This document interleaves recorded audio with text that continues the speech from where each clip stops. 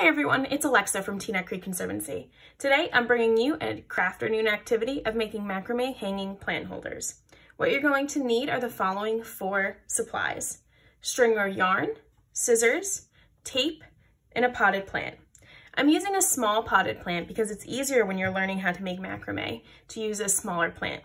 Additionally, what you can do is find an empty pot, get some soil, and start your garden with seeds of your choice.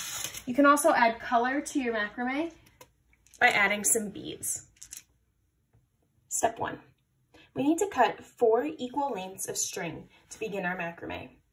To decide how long your string should be, you should be using your pot or plant as a guide. What you're going to do is take your string and measure the length of your pot.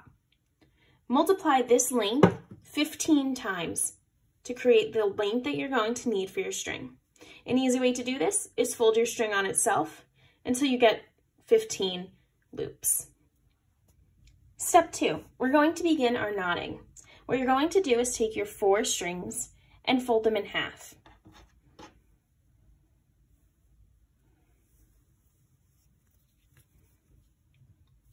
Once you have them pretty even at the bottom, you're going to take a loop with your finger up top and tie a knot. This is going to be where our macrame plant holder hangs from. So make sure you leave a decent amount of space so that you can put a hook through to hang your plant. Step 3. I've taped down the top of my knot so that I can start to pull on my string and begin my second knotting. What you're going to want to do is flatten out all of your string to make sure that you have enough space to make your knots as we go. Step 4. We're going to begin our knotting. What you're going to do is take the first string and you're going to put that one over to the side. We're going to begin with strings 2 and 3. What we're going to do is measure down a couple of inches. You can eyeball it, it doesn't need to be exact. And you're going to tie these 2 strings together in just a regular knot. Make sure that you pull these knots tight so that it holds when you put your plant. You're going to do this again for strings 4 and 5.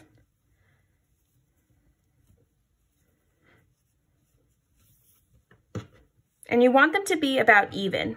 We want to make sure that our knots land at the same space.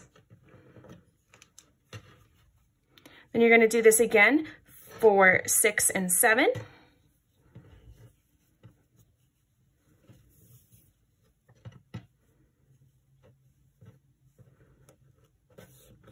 And finally, you're left with 1 and 8. And again, you're going to tie those together.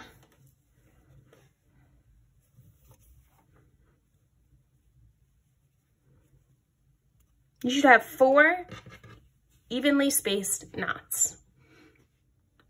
Step 5. Step 5 is very much like step 4.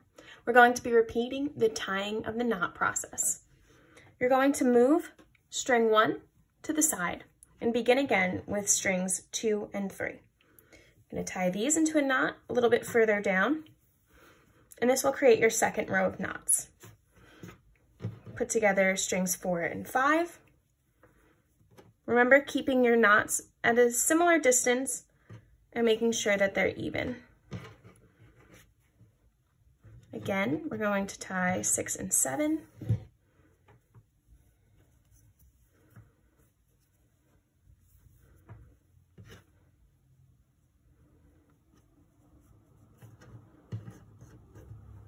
And 1 and 8.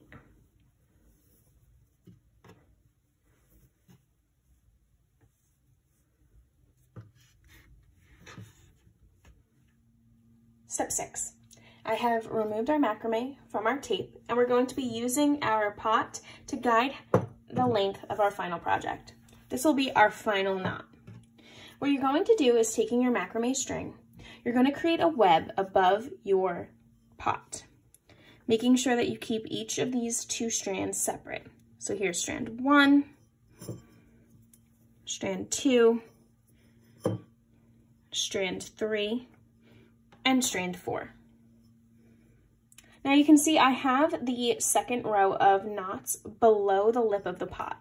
This is going to help us figure out how much longer the macrame hanging will be. What we're going to do now is gathering up these 4 strings together to create a basket beneath our pot. So now we can see how much length we have.